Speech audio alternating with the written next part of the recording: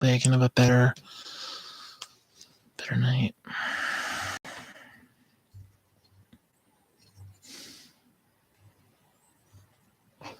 And my day went. My day sucked. So yeah, go figure.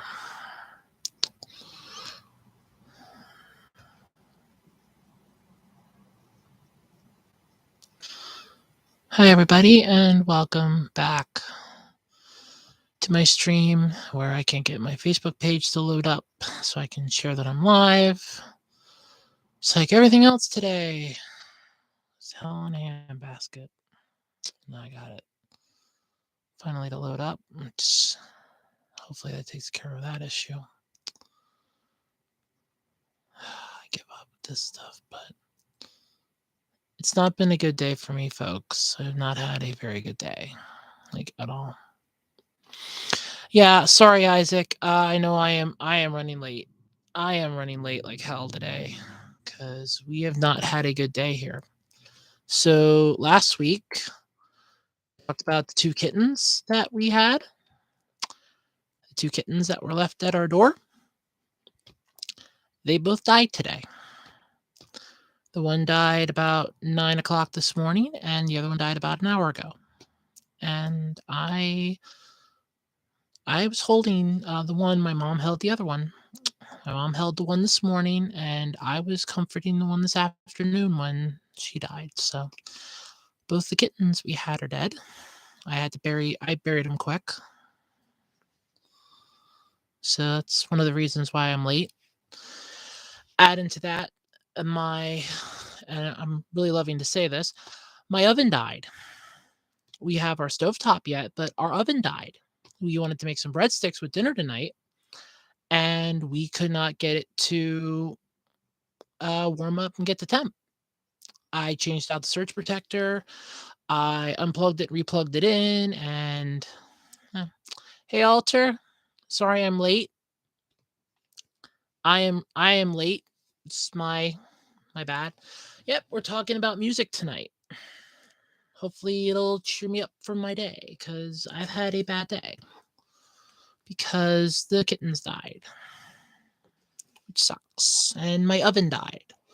So now it limits our food that we can make because we had I actually bought breadsticks yesterday. I bought 4 boxes of breadsticks, and now I can't make them because our oven died. So we're limited to what we can do.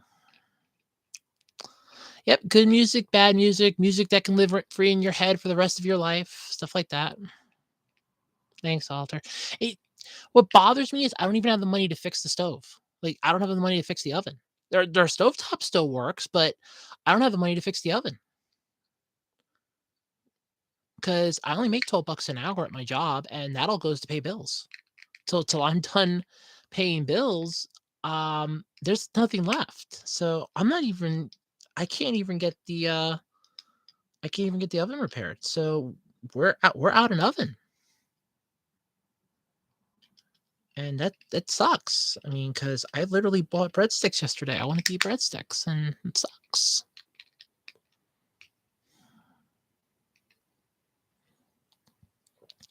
I have never heard the Gucci Gang song. I can officially say that, but yeah, I actually forgot to do my intro. So welcome everybody to the worst podcast ever. I am your host, Jessica. And yeah, it is full on bad day for me.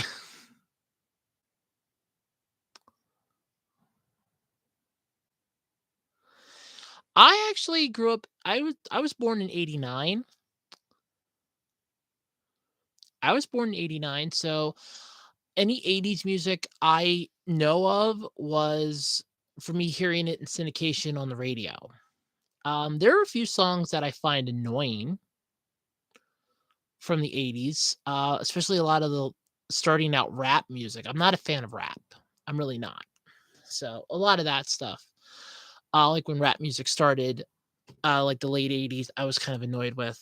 Early 90s rap music. Songs I remember listening to NSYNC and Backstreet Boys when I was in elementary school. Like those were huge. As I remember, 6th grade, we had a lip syncing contest,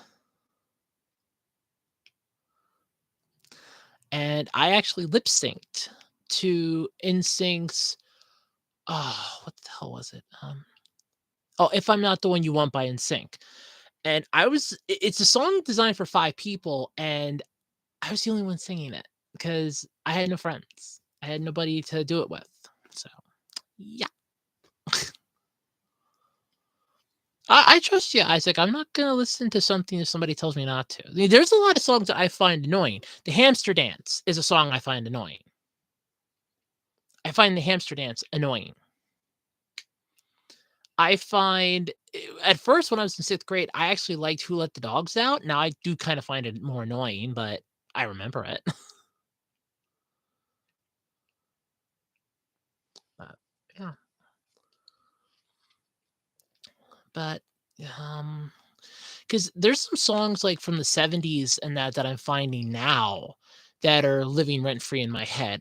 There's Boney M's Rasputin, which is really good, by the way.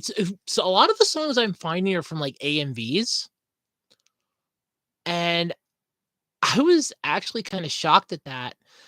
I had my mom and I were watching a list of, like, top 10, videos top 10, like, songs from the '80s, '90s, and '70s, and I kept hearing this Rasputin. I was like, "Okay." I'm like, I actually had to pull it up and listen to it, and I'm like, "Oh my god, I love the song." Because there's a really good AMV if you've ever watched One Piece. There is a really good, animated music video. It's basically the story of Kozuki Oden. It is really good and set to, like, completely, um, perfect for him. It's set to Rasputin, it is perfect to him. But, yeah, there's that. There is a song, though, that we did find that I find annoying as hell. It's called "Combine Harvester." It's a song from overseas. If you've ever seen a Linkara video, preferably the Tandy Computer Whiz Kids one, he does lose his shit and plays that song. It's a god awful song. But yeah. Rasputin from Boney M's one. I actually did find, because YouTube recommended it to me half a dozen times. I was like, okay, I'm finally gonna bite the damn bullet and listen to it. So I was like, I pulled up Genghis Khan's Moscow. That's a good song. They do some good music. There's Pistolero, Lorelei. Those are the only three that I've heard. For Boney M, I've heard Rasputin and Ma Baker. I thought those were pretty good songs. The Hamster Dance is more annoying than anything. When I was a kid, like in 6th grade, 'cause this is what bothers me. A lot of the music when I was in 6th grade that I heard was on Radio Disney. And I was like right at the end of the demographic for Radio Disney. And that's when we finally got it that I could pull it up and listen to because it was an AM station. And up here where I live, we don't get AM stations that well. They do not come in. For some reason they don't like coming in. And it's like, great. Then when I finally was able to listen to it, it's like, "Oh, okay, no, forget it." By that point, I didn't care, but yeah, Hamster Dance sucks. But yeah, Rasputin is a good song. Like I said, it lives rent free in my head. It and Moscow live rent free in my head, and they are welcome there, 100%.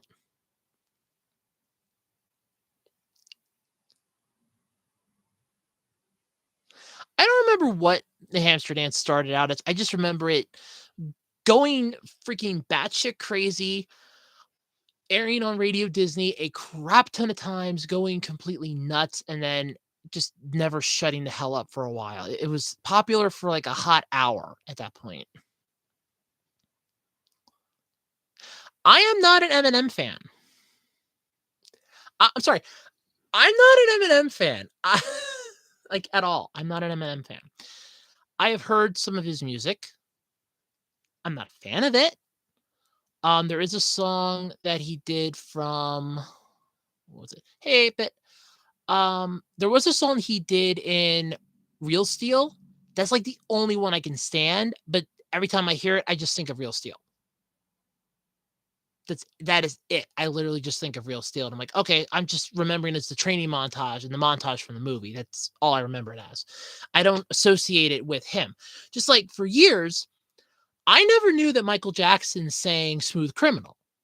Honest to God, I never knew that. I thought Alien Ant Farm was the only one that did it. And the thing was, one morning, my old classmate's going to work, and she put down on Facebook, "Oh, what a great way to start off my day, listening to Michael Jackson's Smooth Criminal." It's like listening to Smooth Criminal on my way into work, and I'm like, "That's a Michael Jackson song?" She goes, "Yeah." I said, "I didn't know that was a Michael Jackson song." It's like, "Yeah, it's a Michael Jackson song." I'm like, "Oh my God, it's a Michael Jackson song. I didn't know." I didn't know it was a Michael Jackson song, but because there's like very few songs of his that I like. I mean, I like Thriller. I like Thriller. Don't get me wrong about Thriller. I love Thriller. That is a perfect AMV song for Soul Eater. It really is. Yeah, "Till I Collapse," that's the song. The only that's the only reason I remember it is from Real Steel. That is the only thing I remember it from. Because if somebody were to tell me, "Hey, name an Eminem song and hum it," I'll go, just put me out of my misery now because I don't know any. Just put me out of my misery now. I don't know any. But yeah, it's "Till I Collapse." That's the only one I know. And like I said, the only reason I know it is from Real Steel. That's it. So Eric Clapton wasn't bad. I've heard some of his music. I do remember when I was in because I actually took chorus in school. So from like sixth grade to 11th grade, I was in chorus. Uh and there was a song I say this, were going to sing for the one concert until the uppity bastard of the senior class at the time, because I was, I think, a sophomore. Yeah, I was a sophomore. I was in 10th grade. I was a sophomore at the time. So the uppity bastard from the senior class decided, oh no, I'm going to lead a revolt against this. If anybody even so much as tries to play, if you guys so much as try to sing this song, there will be a walkout of the senior class. And that scared the music teacher.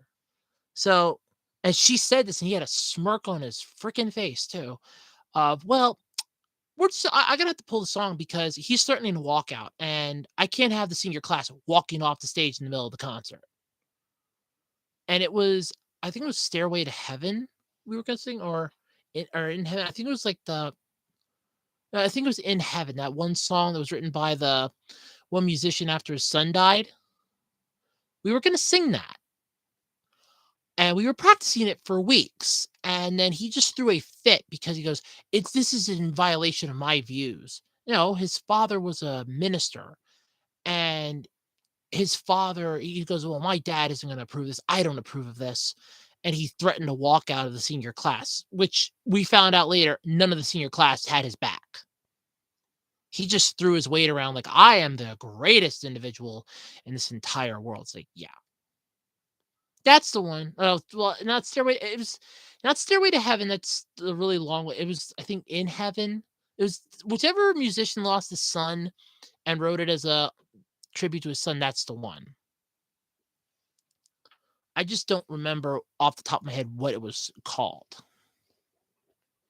But yeah, I'm not a fan of Eminem. No. Oh my god, no. Oh my god, no.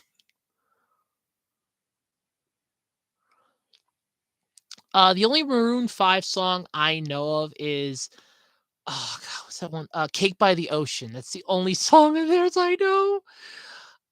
And every time I hear it, I just like, oh god, this song again. It's the ear cancer song that I hear every time. It's like, ah. Yeah, Thriller is perfect for Halloween.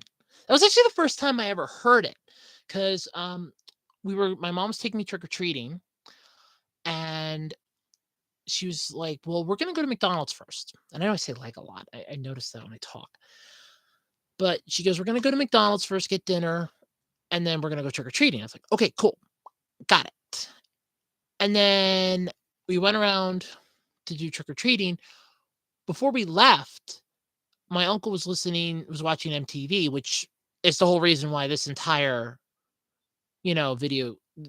topic exists tonight, because I was thinking about it.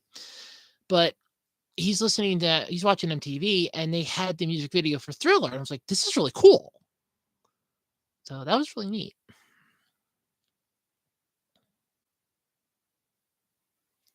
You know what's funny? I actually kind of like, for Michael Jackson music, there's Thriller. Thriller's my all-time favorite. Smooth Criminal. And what was the third one? Oh God. Oh God. Wait a minute. I remember I had three that I liked of his. Thriller was one, because I know I bumped another one for as I did like Billie Jean, but I bumped that for Smooth Criminal. What was the other one? I can't remember the other one anymore. Damn it. But yeah, there's a couple Michael Jackson songs that I like. But I like in all honesty, I like Weird Al's parody of Bad, where it's Fat. I like that song. When he goes out to get the mail, it measures on the Richter scale. I love that part. It makes me laugh. That makes me laugh. Oh boy, does it make me laugh. No, perfect Elton John song, because I actually like Elton John. So perfect Elton John song is actually I'm Still Standing. That is the perfect Elton John song, because it fits so many different things. I mean, there's also Candle in the Wind, which is really good. Crocodile Rock. I mean, come on, who doesn't like Crocodile Rock? Everybody likes Crocodile. I love Crocodile Rock. Crocodile Rock rules. Who doesn't like Crocodile Rock?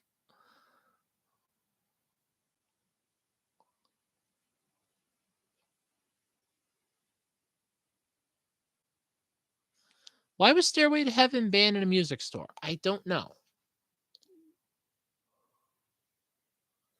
I honestly do not know.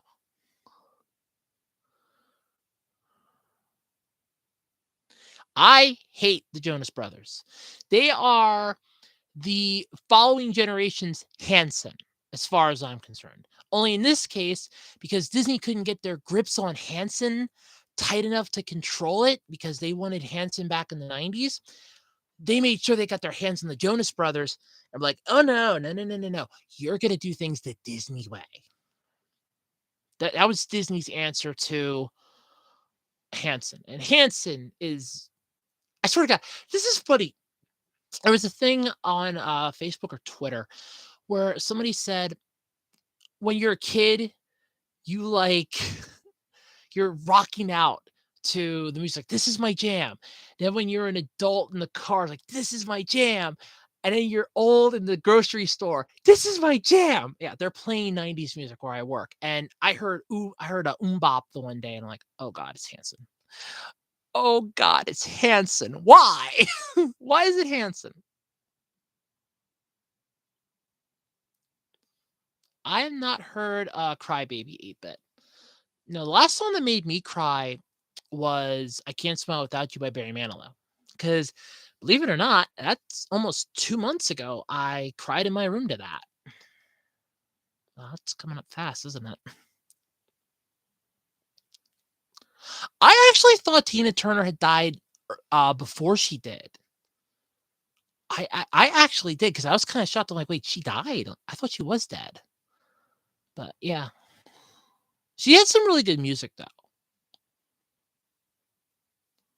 But yeah, I wasn't a huge fan of GoldenEye, so that kind of explains why I didn't know that. I remember Green Day. This the thing that my classmates were rocking out to. I could have cared less. Just like when I was in 4th grade, everybody was going nuts to that Discovery Channel song. I hated it.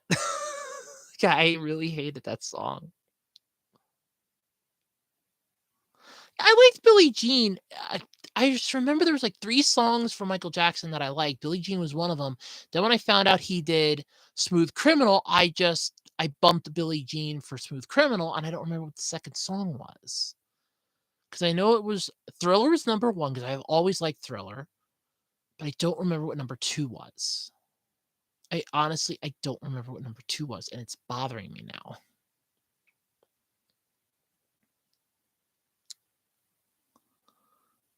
Oh, My Chemical Romance. I remember them. I think that's sad I remember them in a way. I remember them. If that makes any I remember My Chemical Romance. I have no thoughts on them. Oh, I love Billy Joel music. You know what's sad? For those of you that know about what happened to me a couple months ago, ironically, 2 months ago on the 10th of April, what I did stupid. Last week, the Billy Joel song "Scenes from an Italian Restaurant" started playing in my head. And oh boy, that did not help my mood. But yeah. Hey, my neighbor's car alarm goes off again. That's the 3rd time today, too, by the way. So if you're hearing that in the background, that's a car alarm over here in Moronville. Population, I think there's like 8 people that are living there now. So population 8 over here in Moronville. Yeah, I know it's set. I know which neighbor it is too. The guy's a jerk.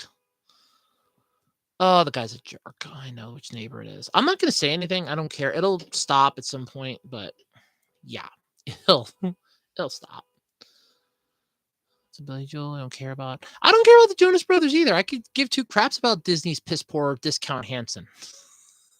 I think Disney wanted to give them. Wait, oh no, Disney did give them their own show because Disney was trying to compete with Nickelodeon. That's why Nickelodeon came out with Big Time Rush, and Big Time Rush was already a group. They just gave them a series, and still nobody cared. I like Big Time Rush. I thought the show was good. The group wasn't bad, but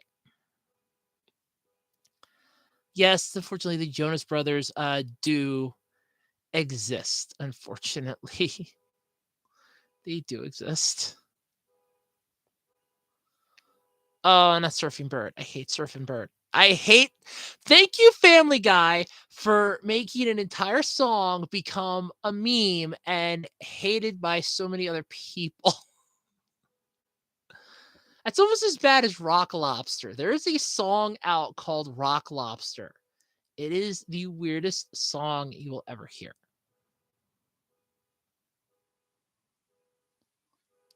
So it's actually funny. I know how Nickelback got their name. They got Change. That was how they got their name, Nickelback. Because they got Change, it was a Nickelback.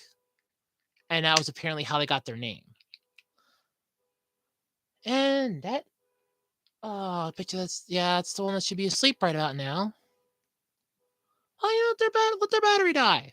I apologize again if you're hearing the car alarm in the background. I know which neighbor it is. They're a jerk. So let their battery die.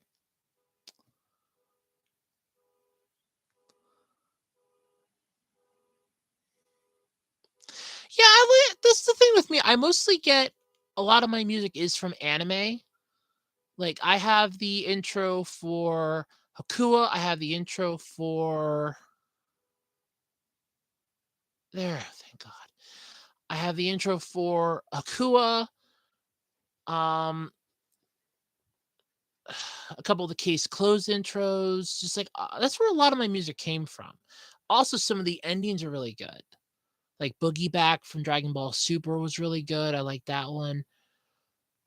The one ending from Dragon Ball Z was really good. So there's a lot of good ones that I like.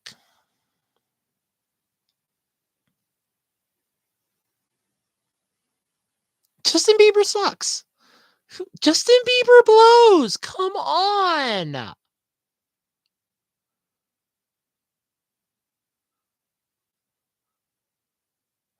Justin Bieber blows. Down with the Beeb. The sad thing was, for like weeks, I was listening to a song, like, early in the morning. This was a couple of years ago. I was getting up really early in the morning, I couldn't sleep, and I was hearing this song on the radio, and it was really good. And then I found out it's a Justin Bieber song, and I felt dirty. It's like, "Oh my god, I'm unclean." It's like, "I'm unclean." I was rocking out to a Justin Bieber song. Oh my god. It was wrong. Last I heard, he was banned in Canada, and that's where he's from. Like, he can't he had to leave Canada. That was the last I heard. But, yeah, I can't stand Bieber. Bieber sucks. My favorite anime opening, I have a couple. There's okay. So there's Heat. It's the title is called Heats. It's from Getter Robo. It's really good. There's what's that one? Not that one. Not that one. The opening for Baldur Force EXE, which is really good. It's only a 4 episode OVA. It's really interesting. Uh oh god. I like the Dragon Ball intro that we got in English more so than the Dragon Ball Z intro we got for English. I do not like Rock the Dragon. Fighting Foodons had a good intro I liked. Yu Yu Hakusho.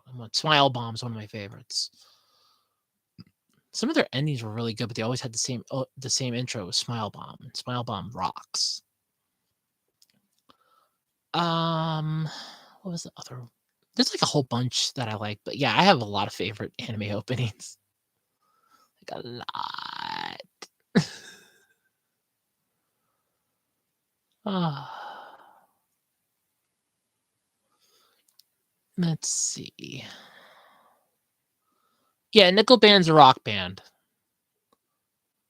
They were like my 90s rock and roll. They were my generation's rock and roll, basically. They're not their music isn't bad, but it's not something you're gonna write home about.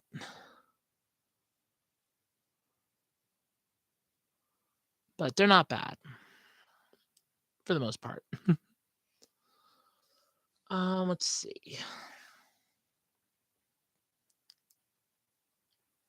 I'm actually not that much into metal. Let me be phrased with this. I tried to get into metal. I could not get into metal. I ended up getting into a group called Sonata Arcadia. They are good music. I found their one song, Kingdom for a Heart, and I was telling my one coworker when I was at Five Below and he was still working there about them. He goes, "Oh, they're soft metal. Like if you don't want to get like into heavy metal, they're soft metal. They're really good. That's a good starter. That's a good starter for you." I love Sonata Arcadia. I love Sonata Arcadia's music. That is really good music. It's one of my favorites. Do you ever hear Sonata Arcadia, everybody? Anybody ever hear them? It's really good. I don't do rap either. Chuck, I don't do rap either, so you're good. I think the only rap song I actually like is the original intro to One Piece when it was with 4 Kids, but that's because I grew up on that one, so that's the only thing I could, that's the only thing I could think of. Yeah, we can count theme songs. Why not? Theme songs theme songs work. Their song technically theme songs do have a full list if the series has a soundtrack. So yes, theme songs will count. So I like the Cagney Lacey theme song. It's just all jazz. It's really cool. Miley Cyrus is an overinflated ego of a pain in the ass. There's my thoughts on her. She had a show on Disney Channel. She tried to become the next teen pop star, following in daddy's footsteps, but yet not following in daddy's footsteps, and couldn't do it right to save her life if she could. And that was with her alter ego, Hannah Montana, for God's sake. And then she branched out on her own after she turned 18. I'm going to become my own popular musician. Yeah, because you're the only one that likes your own music. Weird Al parodied your one song, Party in the USA, and his is better than you.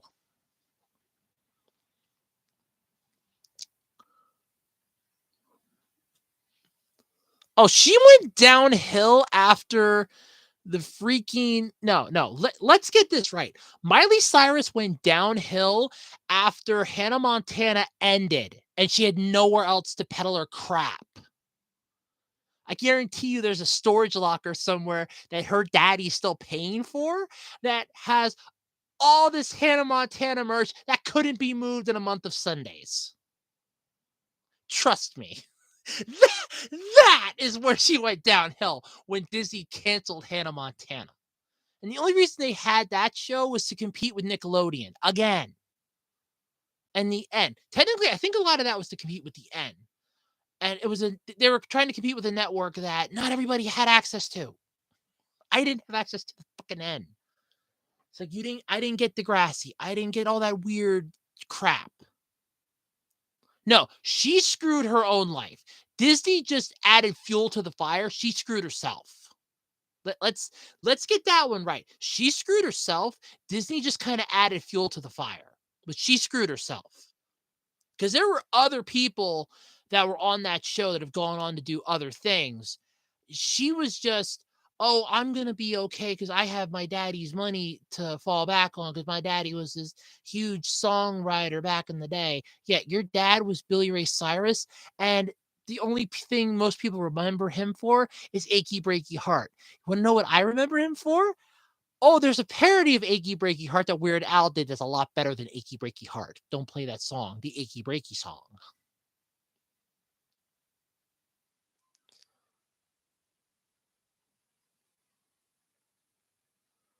Yeah, my mom likes classical music.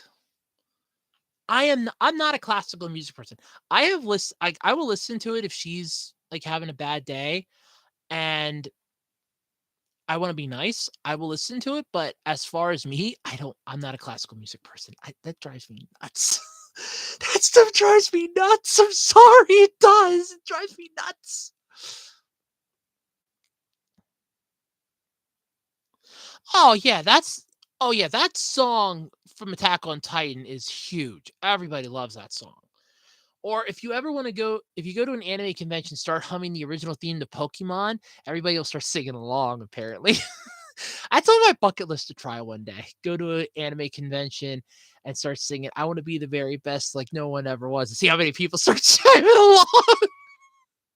Because I swear if I get 5 people, we get a quartet going or we get a quintet going, I'm going to love that. That'd be great. I have actually, believe it or not, I have not watched that much Monty Python. The only time I can remember watching a Monty Python anything was trying to get a clip for when I was teacher aide in high school, and the teacher needed a clip to use in class, and I was in charge of getting the clip. That is the only time I ever remember even watching a Monty Python. I don't even remember which one it was. I think it was the Holy Grail. I don't even remember. So you never heard of Sonata Arcadia? Well, Sonata Arcadia is really good. If you want, there is a really good song that they do. It's called Kingdom for a Heart. Look that up. But look up Kingdom for a Heart AMV, and there's an animated music video set to Saint Seiya or Saint Seiya. It is really good and works great. Worst case scenario, there is one that's set to a Yu-Gi-Oh! 5D's AMV, but it does kind of glitch itself to go the whole length of the video. But it's not a bad song. It's a good song. It really, really is. It's a good group too.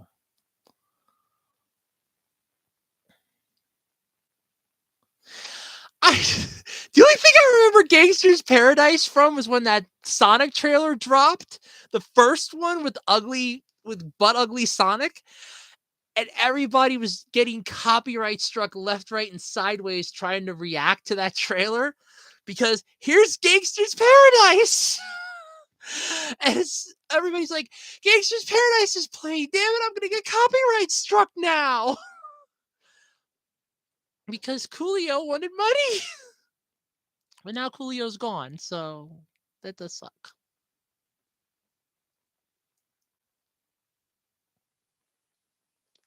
I have not heard of White Bat Audio. White Bat, that's new to me. All right, favorite theme song from a sitcom. I like the theme song for Cagney and Lacey. The actual series, not that 6-episode atrocity that they claim is season 1.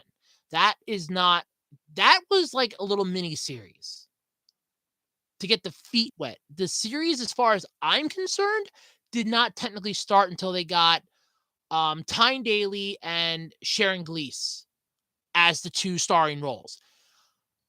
Prior to that, no. That 6-episode atrocity, I couldn't even sit through it. We were binging that during the pandemic. I couldn't even sit through it. I said, that's it. I said, I'm bumping to season 2. I'm starting to season 2. I cannot stand that anymore. It was driving me nuts. But that's where the series starts. But I like the theme song for Cagney and Lacey. The second intro for SWAT Cats was really good. Let's all remember Hi Hi Puffy Amiyumi doing the original opening for Teen Titans. Thundercats intro was really good. I'm going to throw cartoons there. You said sitcoms, but I'm going to throw cartoons into that too. Just because. There's some other. I'm trying to remember like a lot of the sitcoms that I watched as a kid, or that, well, even as a kid that I watched growing up and even now, and I don't remember a lot of the theme songs. Alf's was a good one. Well, all right. The second intro to Alf was good from like season, I think it was season 3 and 4 was a better intro. Season 1 and 2 wasn't bad. Season 3 was better. Bye, Alter. Thanks for hanging out. Sorry I was late. I really am.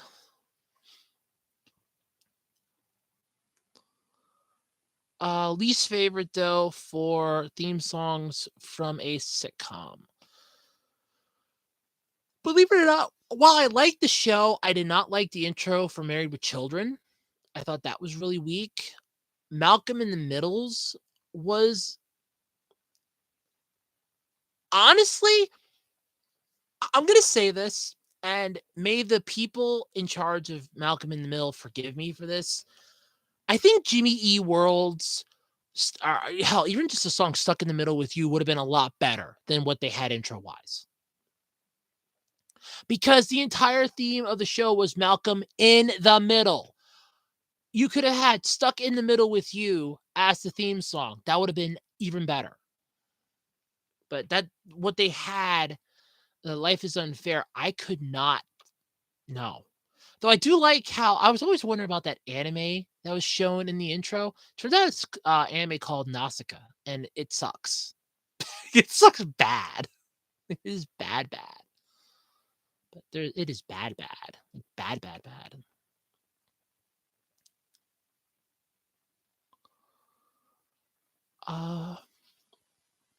Least favorite intros.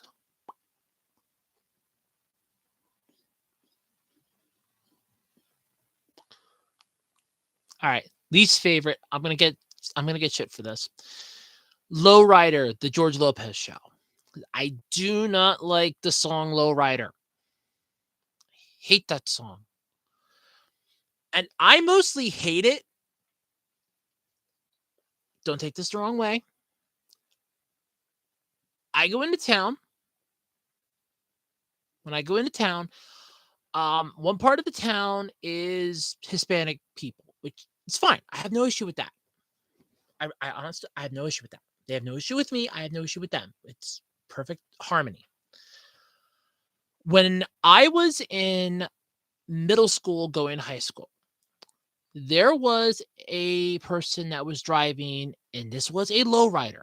God help them how they did not scratch that thing and start a fucking fire. That thing was so far to the ground, it wasn't funny. They were driving over potholes and acting like everything was great. The song that they're blasting on like a 20 on the dial, lowrider. The first thing that came to my mind, and remember, I'm in middle school going to high school, was, man, that's some powerful dick energy right there. like, like the dick force is strong with this one. That was the first thing that came to my mind. But oh god, it was horrible.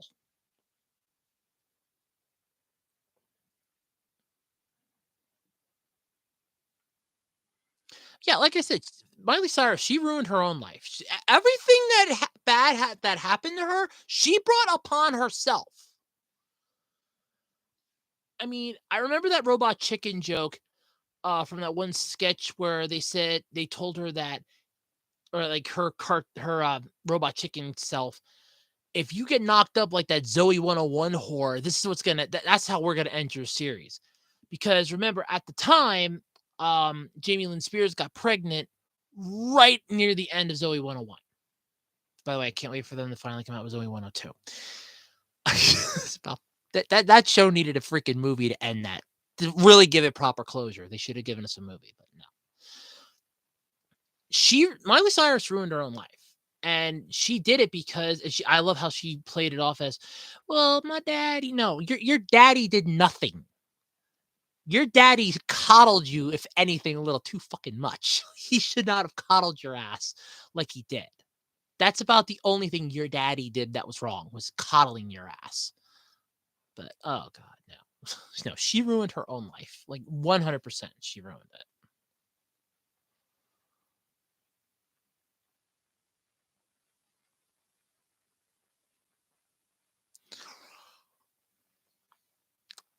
I'm catching up on the chat here, 8-bit, but give me 1 sec. I will be right back to that because I can help you with that problem. One moment, and I will be right back to that. But yeah, I'm catching up on the chat here quick. Intro. Okay, you like the intro? Okay, I have not seen high school. Okay, that anime. Yeah, I've seen clips, but I have not seen the intro. I have not watched the whole thing. My thoughts on emo music.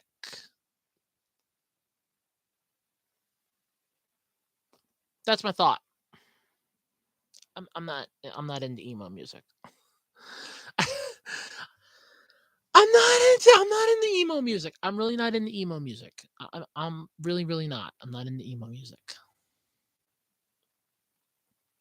I do like I will say this. I did like the song, like the intro song for, and I still do. Sorry, not even the intro song. It should have been the intro song. The song from Hell of a Boss from the pilot episode. Their jingle for the immediate murder professionals. They should have made that the jingle for the theme song for Hell of a Boss. That would have been great. But, yeah. Oh, I remember those groovies. Go Monkey Go. Oh, I remember those. Oh, Back to the Lab again. Oh, I love that. I was back when Cartoon Network actually gave a crap. not, not now anymore. They don't care. They stopped caring when the money started running out. They stopped caring. When we need to start getting teenagers to watch our network, we stop caring. Yeah. Okay. So 8-bit, with your thing here. So you gave up on your podcast on Spotify. Okay. So because of two things, you couldn't fully commit. All right, that's obviously that's a you thing. I'm not going to argue that because you do need to make time for stuff. I get that. I have that same issue, especially now, especially with how this week has gone for me. I got screwed earlier this week because I was not supposed to work till 10 Wednesday. I had to work till 10 at night. I had to do 3 closing shifts in a row because I got screwed because the one coworker called off. And when I found out then Thursday why he called off, it was a really stupid reason. But oh yeah, that was that pissed me off. But yeah, committing to it would be a thing. You could do like a monthly one, just like do 1 day a month and make it like X amount long. But that it's entirely up to you. It's your call. But as far as noise in the background. You can find noise canceling microphones. This is actually one of them that I'm using. They're pretty much out there. They will cancel a lot of background noise. Like there is like 90% of background noise, they will cancel it. They're not that expensive. In fact, all my microphones that I own, I got off of eBay, with the exception of the Rock Band mic that I have, that I bought at GameStop. That I had bought at GameStop when I first started doing comedy on YouTube, way, way back in the day. Like way back in the day when I started doing comedy on YouTube, that I bought at GameStop. But otherwise, all my microphones I got from eBay. So I would just say check eBay, look for noise canceling microphones. You can find some. If you want, most of the time you can get like headsets like streamers use, which are actually a little cheaper. Some of them are. I mean, the microphones I was getting were like $10. The headset would probably be about maybe 15 to 20 for like on the cheaper range. They do have active noise canceling, so they will block like the background noise, because they're basically the same ones that if you ever call like a call center and the person's working from home, that's how you're hearing them and not their screaming kids in the background. So it does work. But I would say try that. Don't completely give up on it. Just figure out exactly what it is you want to do with it. If you just, like I said, make it like a quarterly podcast, make it a once a month podcast. It doesn't have to be every single week. That's me. I kept up with mine every week for a little over 5 years. Then I let it go. This one I've been keeping up on since I started. We're 15 episodes in. So there is that. Plus, this one's a little different than my other one, because my other one I found topics throughout the week and then I did it that way. I'm actually thinking of trying to start up my Otaku at Night one. Thinking of it. And that would just be like anime and game topics. And I just have to record the audio for that and just put that up. Yeah. I cannot talk today. It's been a bad day. I was thinking about just putting that up on like Google Podcasts, or just find like a cheap, hey, look, I can upload this, only make it like 30 minutes, or just put it up as a YouTube video. I don't know yet what I'm going to do with it, but that's an idea I'm still working on, because that would just be, I just set aside 30 minutes to record it. I could do that quick in the morning before I go to work. I could do it after I get home from work, provided when when my schedule is. So stuff like that. And I can even just use my tablet and a sound recording app. And I do have a wireless Bluetooth microphone I could use. So that's an idea that I'm still toying with. But yeah, I wouldn't just completely give up, but try to retweak it to better suit you. Work around your schedule. I don't know what happened to Groove Music. Damn if I know. Damn if I know what happened to Groove. I don't know what happened to Groove Music. I don't even know what Groove. I don't know.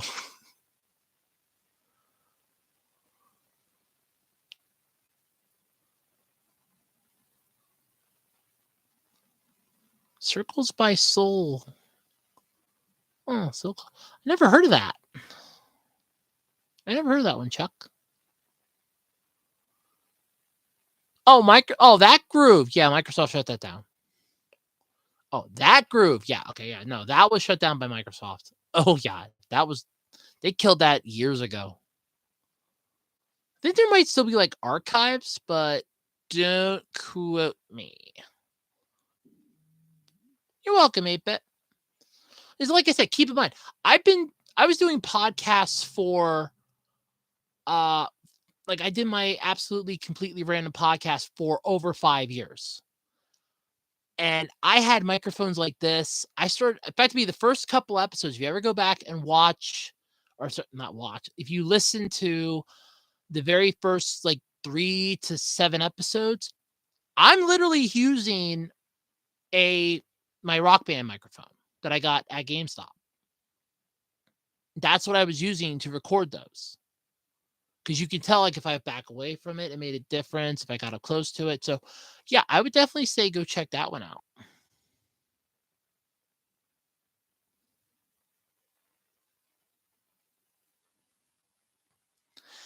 I miss Guitar Hero. I actually bought one of those plastic controllers at Walmart. It was what is the very first game I had for my PS2 was Guitar Hero 3. Hey, Common Rider.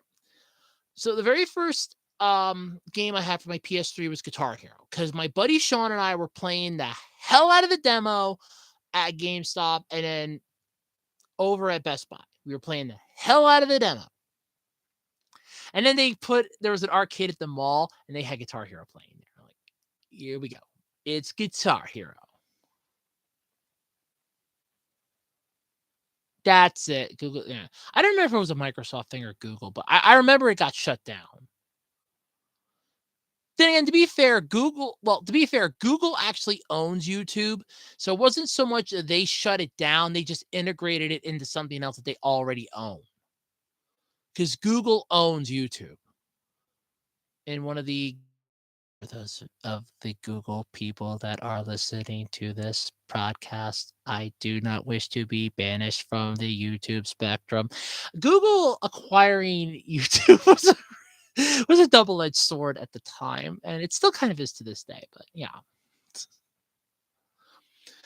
I do. I miss guitar because I loved playing Guitar Hero 3 because I remember the challenge of challenges.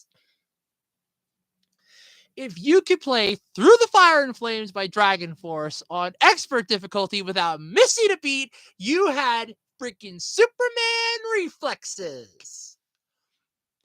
My buddy Sean kept fucking it up.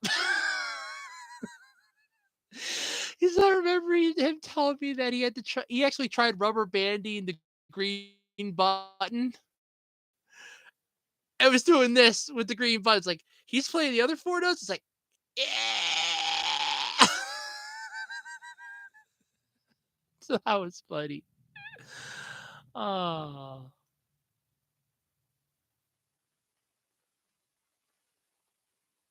Oh, that's like I said, I'll have to.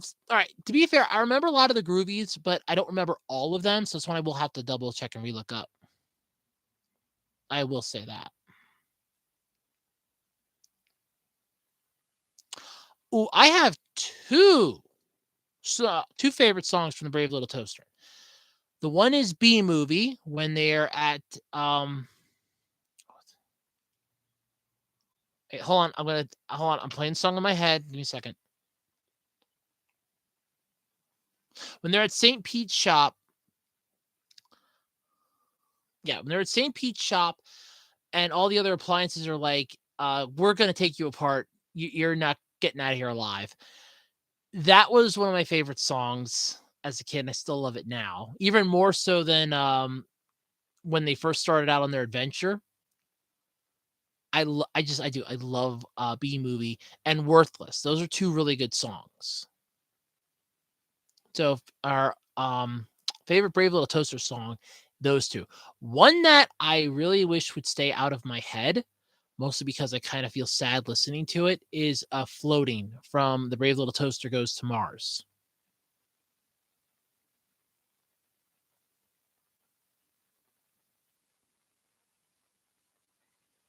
Which one were you listening to earlier? Worthless or B Movie?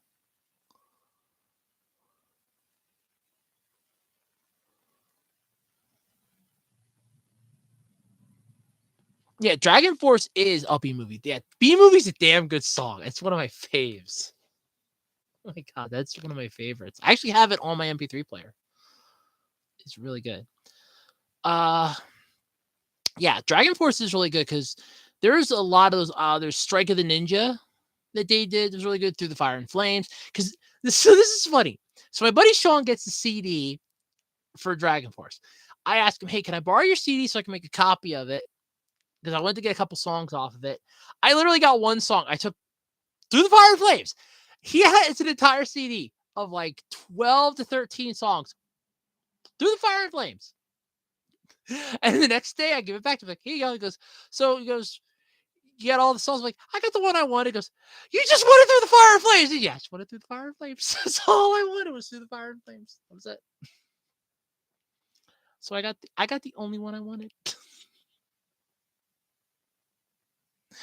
All right. See you a bit. Thanks for hanging out.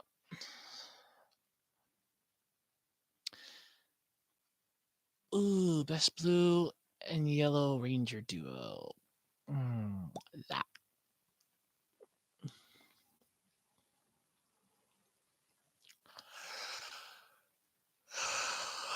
Hmm.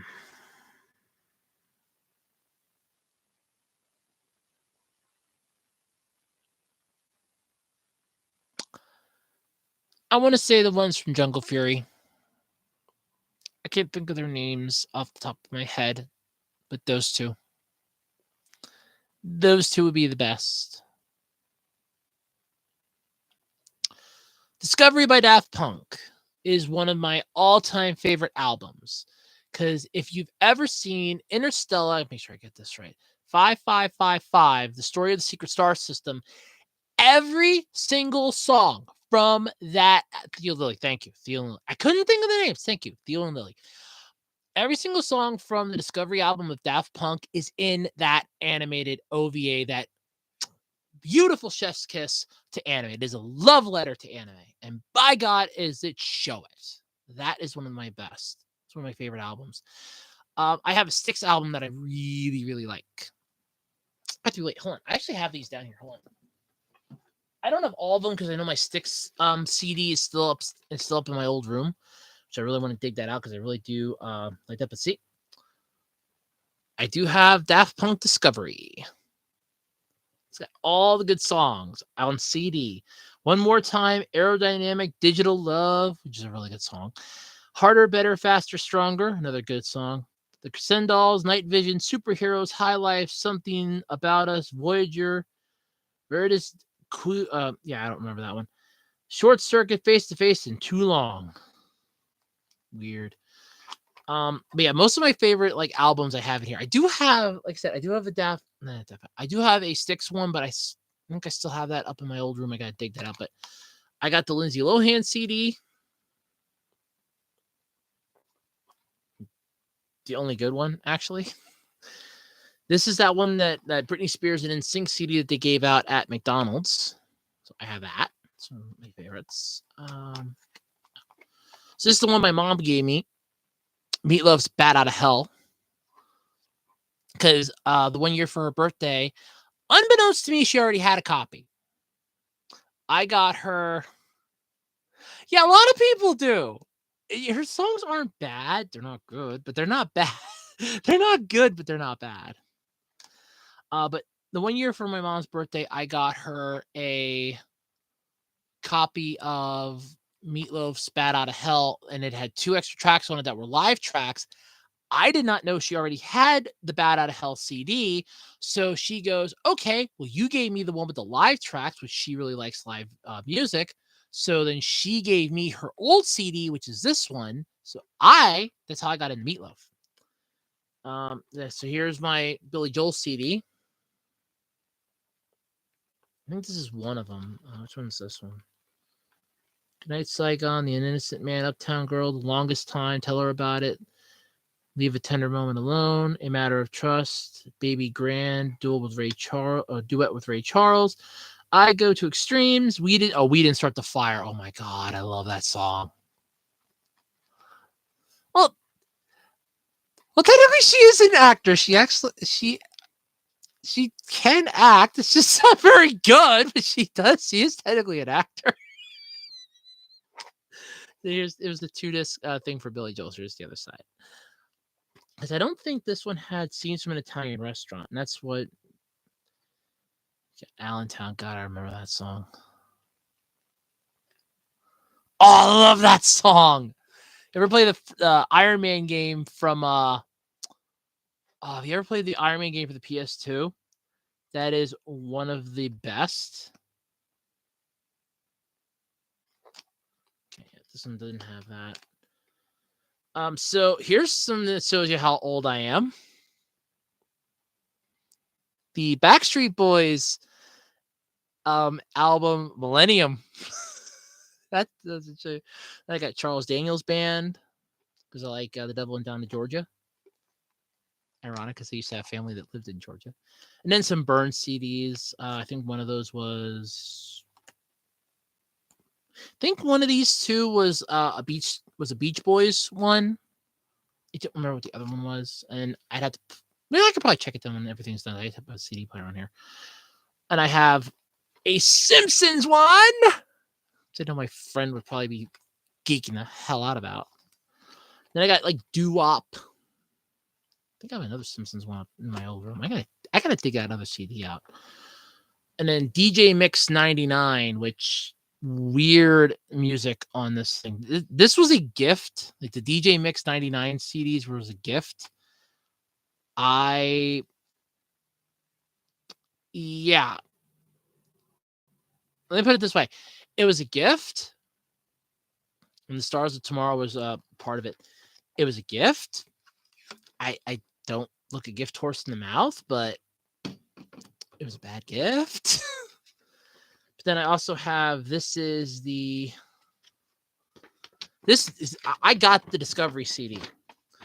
I remember finding that it was before Thanksgiving the one year. So this is what I loved about CDs, and what sucks about not having like physical music anymore. Like you have Spotify and you can just download it on iTunes. You don't get this anymore. Because this, boys and girls, ladies and gentlemen, children of all races, genders, and ethnicities, is called the lyrics list. Ever want to sing along to your favorite song, but you don't want to download the list or jot it down or try to memorize it because you're going to screw it up? CDs always gave you the list. I'm gonna have to go up to my room then, my old room, see if I can find that other CD. Yeah, I remember. I love those. I actually have one. They used to give them out in cassette tapes too. That really shows you how old I am. I remember cassette tapes because I have one for the Muppet Christmas Carol, and I have one for what the hell was it?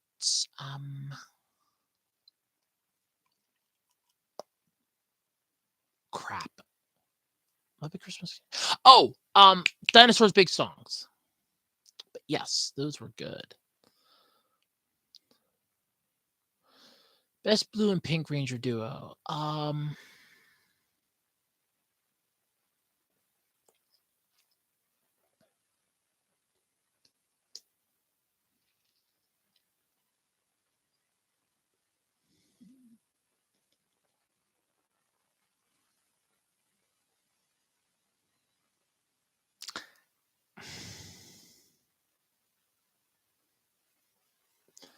I can't think of any. I can't think of any. Oh God, I can't think of any. I really can't. Yeah, the Iron Man song by Black Sabbath is great. I am Iron Man. Hell yeah. You hear that, you know what you're getting into when you hear that.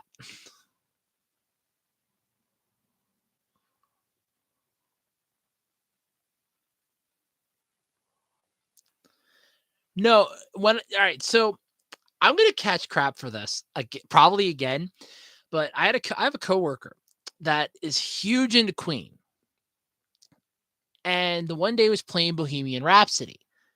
I go, oh, I like the Muppets version better. They wanted to beat me to death with some salami because I don't like the Muppets version of Bohemian Rhapsody is 1,000 times better. 1,000 times better than Queen's version of Bohemian Rhapsody because the Muppets make it funnier.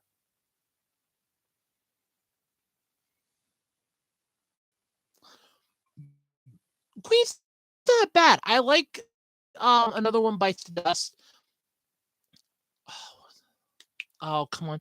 My old supervisor played it all the time, and then I got it on my MP3 player. What the hell? Don't Stop Me Now. I had to think. I like that song because there's an AMV. There is an AMV for it with Cowboy Bebop, and it's beautifully done. Perfectly, too. I never heard the Radio Gaga song, so I'll have to look at those. Oh yeah, I owned cassette tapes as a kid. Because I had this little POS Play School cassette player. It was one that had the yellow headphones, like the yellow band on it, yellow that that was my that was my listening to music back when I was a kid. I had for cassette tapes, I had a Flintstones one that my mom got me when I was in first grade. So there's that. I had a Flintstones one, I had a Power Rangers one, which I actually got the digital version of that. So I have all the songs. I love that. I love that soundtrack from Power Rangers. I can't find the Flintstone one though. I have been searching for that as a digital because I really like that, but I can't find it. I'm still looking. I think all the songs of it are up on YouTube, but I actually have to get the actual name for it for the album, and then I can probably get it again. I had oh god, what the hell was it? Oh, Dinosaurs Big Songs, which come on, Cold Blooded Guy. It's one of my favorites. BP Richfield song. Poor Slobs, Terrible Jobs. I Want to Be King. I'm the Baby, Gotta Love Me. Stone Age Bayou, though, was by far one of my favorites. Stone Age Bayou was great. It's a perfect little calming song. But yes, I remember listening. I love that. I love Stone Age Bayou. What was the other?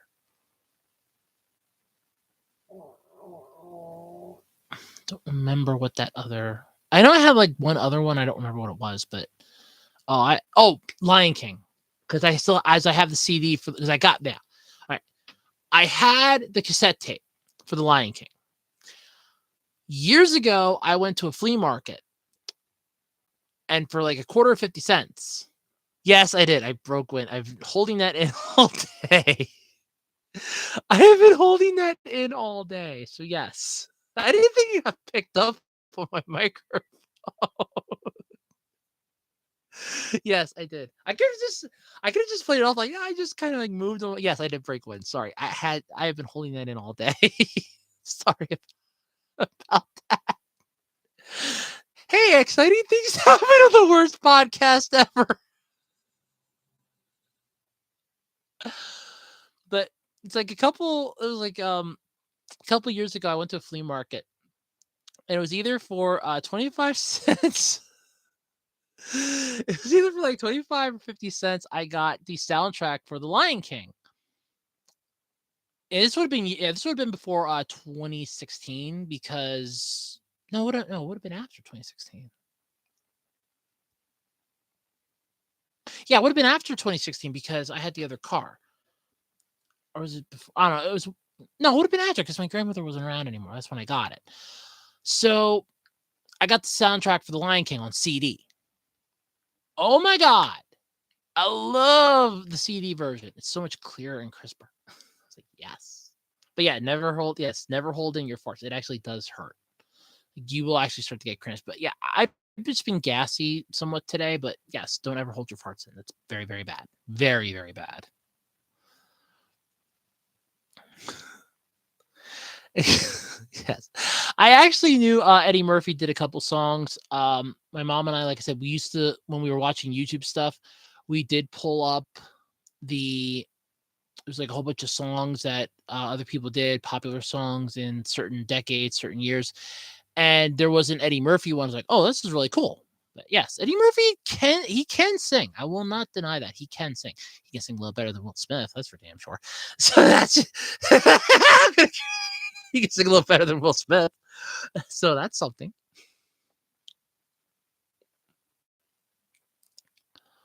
Blue and Green Ranger duo.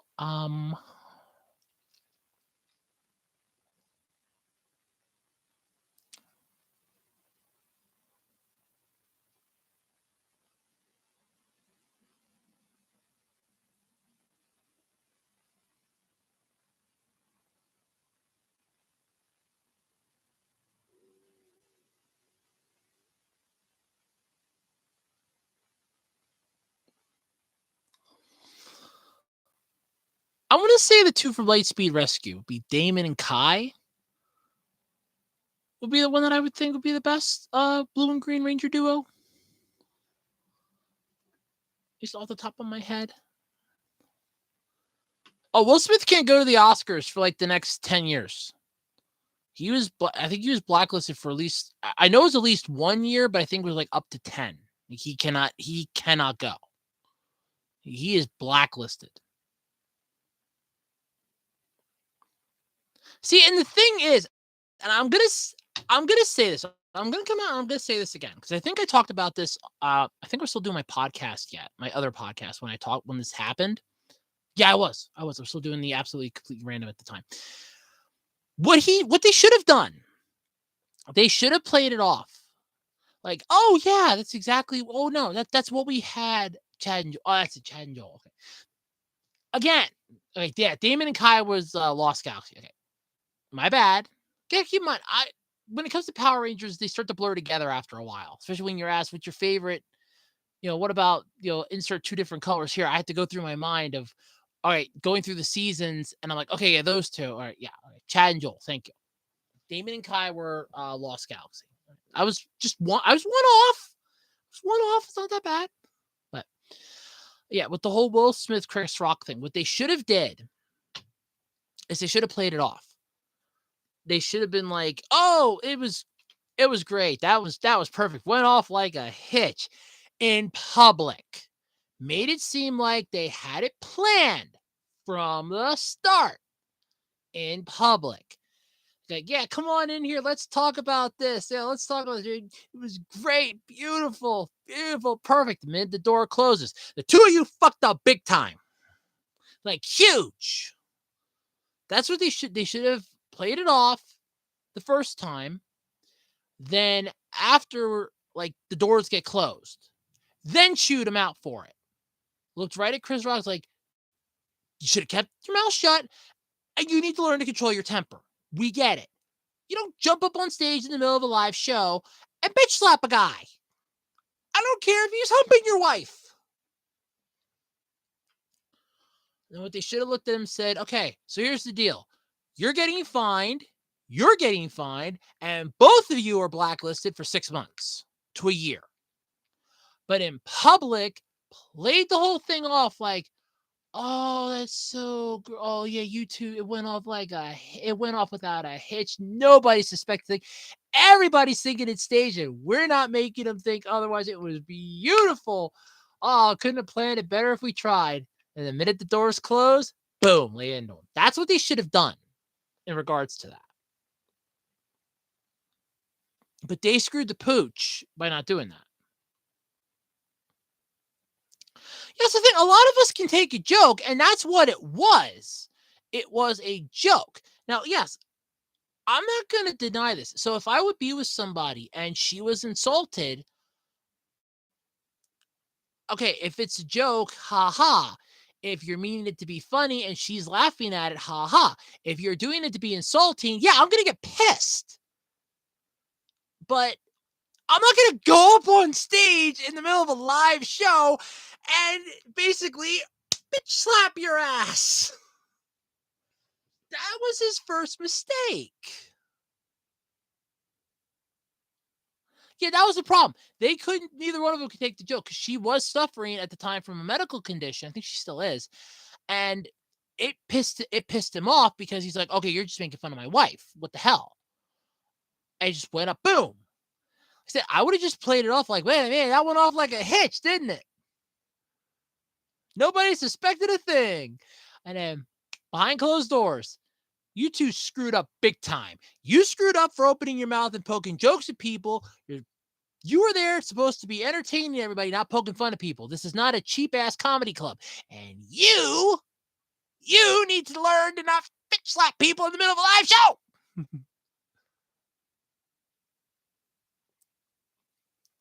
Well, in all fairness, I'm pretty sure when you jump up on stage at a live show and you, again, bitch slap a guy in the face, I don't think the FCC is going to be giving two craps anymore about you dropping F-bombs on live television. They'll be bleeping you and suing you and fining you after the fact.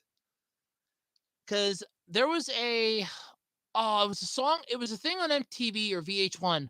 They actually started doing pop-up videos. Oh, it was VH1. Pop-up videos. because it was like half a year they did that again. And it was a CeeLo Green song. It's called it was the radio version was called Forget You, but I think the actual song was F You. They said that he could technically drop the F bomb 32 times on TV, live TV, mind you, before he would actually go broke from the FCC fines. Because the FCC will fine you for dropping swear words on live television. Just ask Al Roker. He learned that the hard way. Or did he learn that the hard way? So did a lot of people.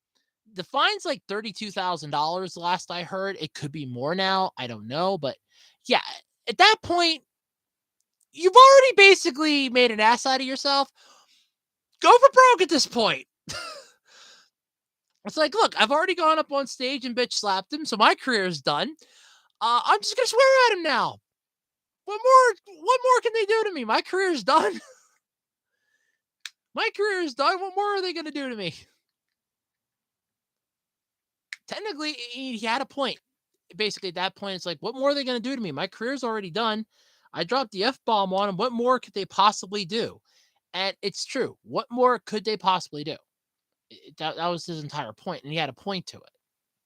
They couldn't exactly do much more to him. They already, he was already going to be in deep, deep, deep, deep, deep trouble. So it's like, what more could they possibly do to me? Well, that does make sense. Oh yeah, he's done. His career's done. It's over. He might get some work from like independent places that'll be looking to hire somebody cheap. But yeah, as far as like his career's done. His career's done. At least let me phrase it. His acting career is done. I don't know what other Cole's honesty. He wasn't that good of an actor. There are others that are better nowadays. But that's one of the things, like if you want to be a celebrity, and I will always stress this, even an online celebrity, have something to fall back on, because you are never, and this goes, ironically, this can go in for this exact topic tonight because we're talking music. Always have something to fall back on. If you ever want to be like let's say you want to be an actor, or you want to be a musician, or you want to be an online celebrity, you want to be a Twitch streamer, which good luck with that nowadays, thanks to Twitch. They screwed that big time. But there is a huge like avenue like of everything. If something doesn't go right, you're up shit creek.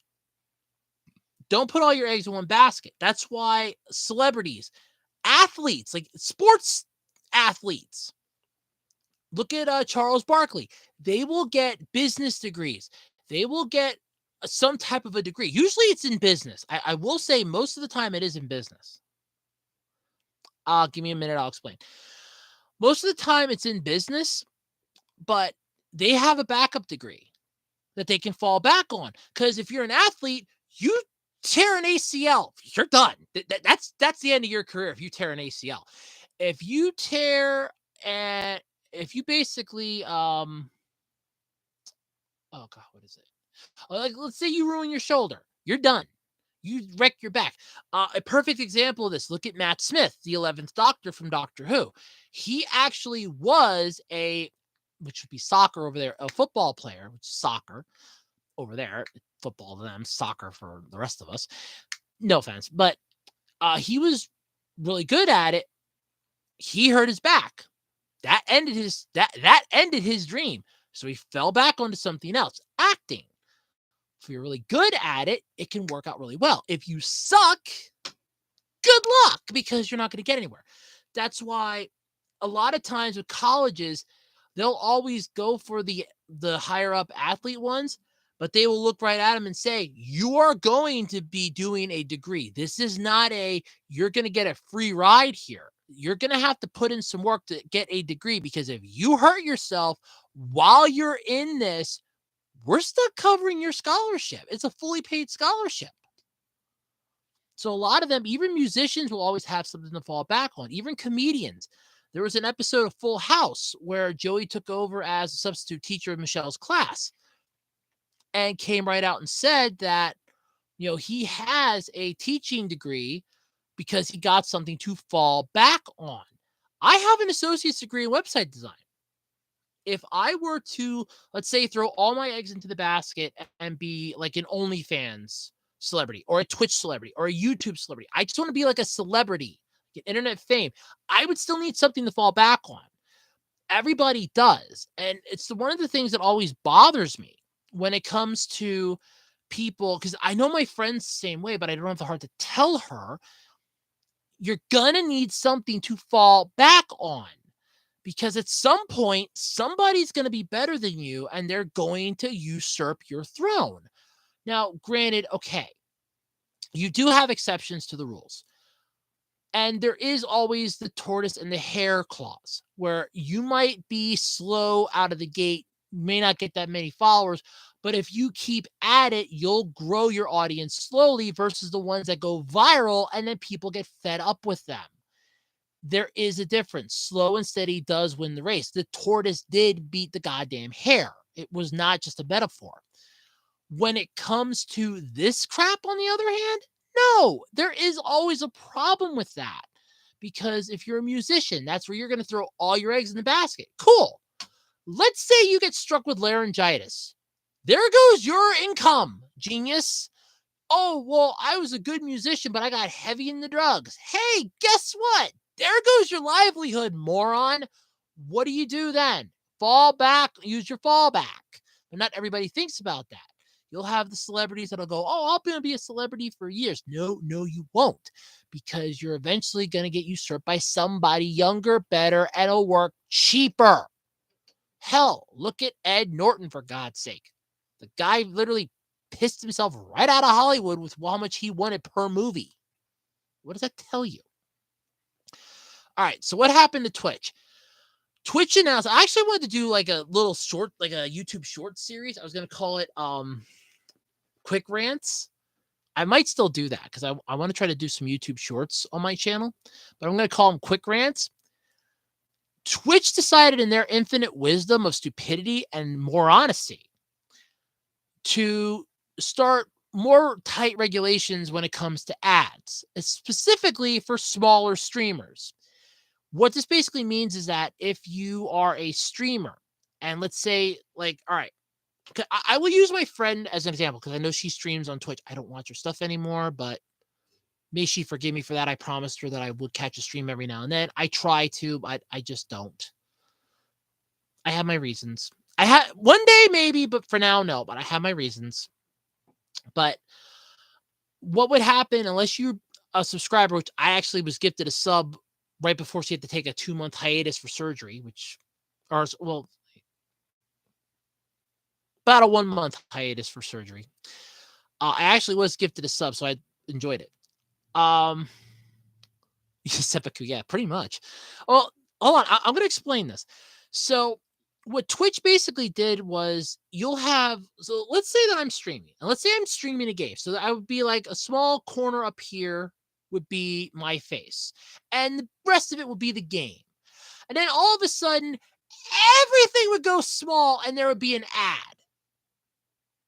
Or I would be sponsored by somebody and I'd have that prominently displayed. That's what they're limiting, what you can and cannot show ad-wise, at least from what I've heard. That is what they're limiting. So if you're a smaller streamer, you're screwed. You're not going to get an income from ads. No ad revenue, no sponsors, none of that crap. And it's going to screw over a lot of people. When it comes to the larger streamers, the ones that have the huge audience, that'll get like 50, 60, 70,000. And by the way, I have shorts on YouTube, so good. I have shorts on under this, so good luck trying to say that I'm Flash Wheel. I have shorts on. See, I have shorts on under my skirt. I'm not an idiot. So the larger streamers that get like 50 to 100,000 viewers for their streams, they're not going to be affected by this. It's going to be like a drop in the bucket to them. They're like, oh, okay, so we're going to go down maybe like 10, 15% of our income stream. We'll make that back with merchandise, baby. The smaller streamers like my friend that might get maybe 40, 50 viewers per stream. She's the one that's going to suffer from that because that's basically, oh, well, you'll be fine. I'm gonna be screwed. That's if I was no, that's my income. That's extra income for me. Yeah, that's what I hate about that. I don't want to say they're committing seppuku, mostly because they seem like they okay. This is one of those. It looks good on paper, and until they actually roll it out and see how bad it goes, they could roll it back and say, "Okay, we tried, we failed. We'll fix it."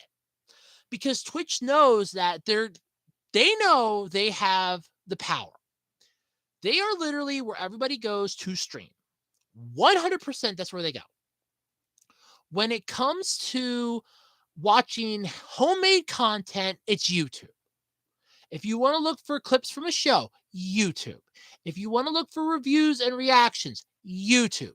If you want to look for people playing gameplay footage of the latest AAA title game, Twitch. If you want to see people talking about stupid stuff in bikinis in a hot tub, Twitch. If you want to basically be there for a group of people that don't care about you but care about you, Twitch. If you're a group of people that just want to be entertained for like 10, 15 minutes and not be bothered, that's YouTube.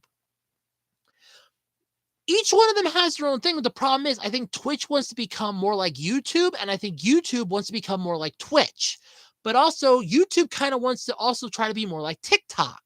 Let's all remember how quickly Quibi died.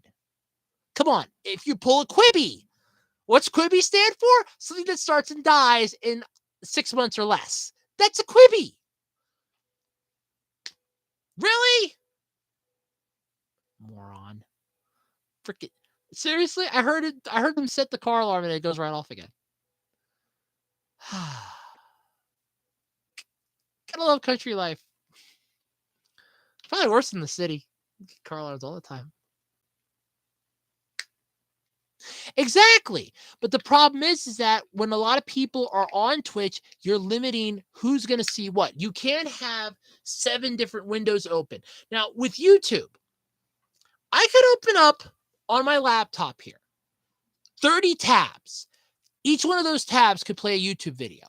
If I try doing that with Twitch, it'll freeze half of them. I would get maybe 15. The problem is you can't do 15 of them at the same time unless your computer can handle it. Unless your system's able to handle multiple streams at the same time. What Twitch wants is more control over who's getting what. That aspect of YouTube, not the uploading video part. Twitch knows they are the live stream ruler at this point. They understand that concept. They have that down to a science. Because I have Twitch Studio Beta. I tried getting on Twitch for my Jessica Charms channel, and it failed miserably because I keep dropping frames. They know what they want. I wish that they would allow what YouTube does. Why I'm streaming on YouTube is because YouTube, while it's garbage view-wise, like it's pixelated, I know that, it's not that bad, and I can still do it. Unlike with Twitch, I'm losing frames left, right, and sideways.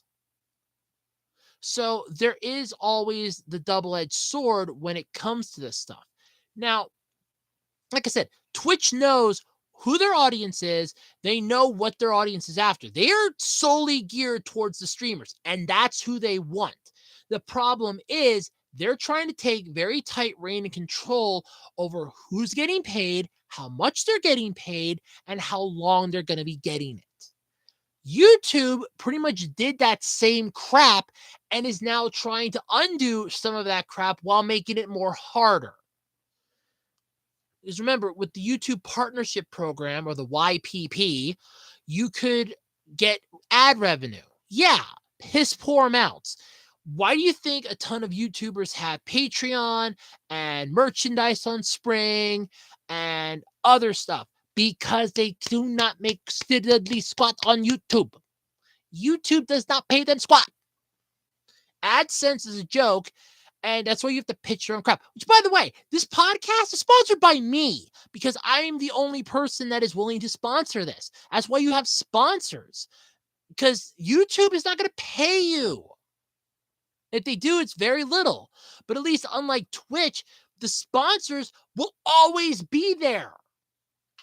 Remember, and this is the main issue that Twitch knows. This is the only downside. Like I said, Twitch knows that they are for streaming. They are the quick content, grab it, devour it, go. They understand that concept. You're here for like a streamathon. You're here to watch your favorite streamer play Minecraft or play Call of Duty or play God Awful Redfall or bitch and complain about whatever show's on, react to an awards show, react to trailers for video games, react to movie trailers, stuff like that. They know what their audience wants. They got that down to a science. What they're doing is holding the money, because beforehand it was, oh, everybody benefits. YouTube had the same concept where everybody could technically make money. Then they made it, because when I first started, everybody could sign up for monetization. Then YouTube changed it, that you needed to meet criteria in order to make monetization. What Twitch is doing is saying, oh, you can still make monetization. You just have to abide by these rules to show who you're sponsored by. Like, I could pitch my Etsy shop on my YouTube channel, which, by the way, go check it out. Simple Designs by Andrew. It's really cool. I make a lot of digital stuff, all on my Etsy shop, Simple Design by Andrew. I have a Springs shop that has t-shirt designs that you can buy. And that's just it. There's stuff to pitch. But with the only difference between Twitch and YouTube when it comes to this, when it comes to sponsors, the stuff on YouTube will still be there. Those videos don't get deleted unless they violate a copyright strike, get taken down by YouTube's system, or the creator themselves deletes it or deletes their channel. Those are the only ways that those videos get destroyed. With Twitch, they're wiped clean after a few days. So there's your issue. Well, keep in mind, those annoying ads on YouTube actually pay, not only because this is the whole thing. YouTube is free, which is the main concept. Twitch is free. I can understand this is why I say it looks good on paper. I can understand their concept of it for, hey, we need to figure out a way to keep everything on the up and up. Now, with Twitch, you have subscribers that will pay to subscribe to your channel on Twitch. So they're paying you per month. Part of that goes to Twitch for upkeep, maintenance, and every other little aspect. With YouTube, now you have YouTube Premium and memberships, but beforehand, YouTube was just 100% free. They needed to make something. They can't be a nonprofit. They can't be a 501(c)(3).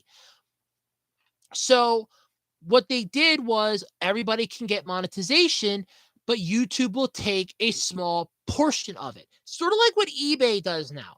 Remember back when eBay was still partnered with PayPal? You had the eBay fee, which covered eBay, hosting your item on their sites. Like, you put the listing up, you make the listing, you're paying eBay. You're essentially paying eBay 20 cents a listing, unless you get all the freebies, which if you stay under the freebie thing, technically they're not making anything off of you, but if your stuff doesn't sell, they're still not making anything off of you. It's a lose-lose situation for everybody, but you're going to have a small portion of that because you're going to have other people that will make money. But with what eBay did was here's your eBay fee. Here's the PayPal fee, because PayPal was taking care of the money processing. They handled the money.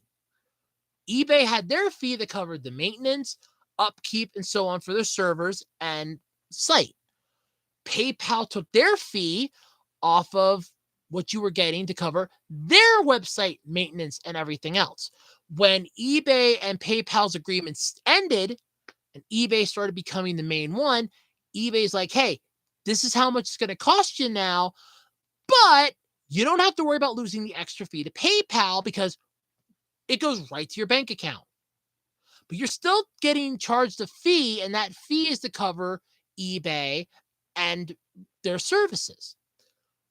Why YouTube has the ads and why you get the annoying ads on YouTube, while they're benefiting channels. So, like, let's say if I had monetization on my videos and an ad would pop up. First off, kudos for me, because that means I'm actually going to be making maybe 10, 15 cents. If you would make, let's make this very simple math here. So if we're getting $1 an ad, YouTube would take maybe 40 cents. You're still getting over 51% of that pie. So imagine it as a pie. Imagine that $1 as a giant pie. YouTube's chunk is one piece of it. You're still getting the rest of that, which is what their agreement is. And at the time, that was working out for everybody. The problem was everybody started abusing it and there were issues, and YouTube realized they weren't making enough money. So what they did was, so we need to basically limit who's going to be able to get the ads. That way they can take a little bit more to cover their costs.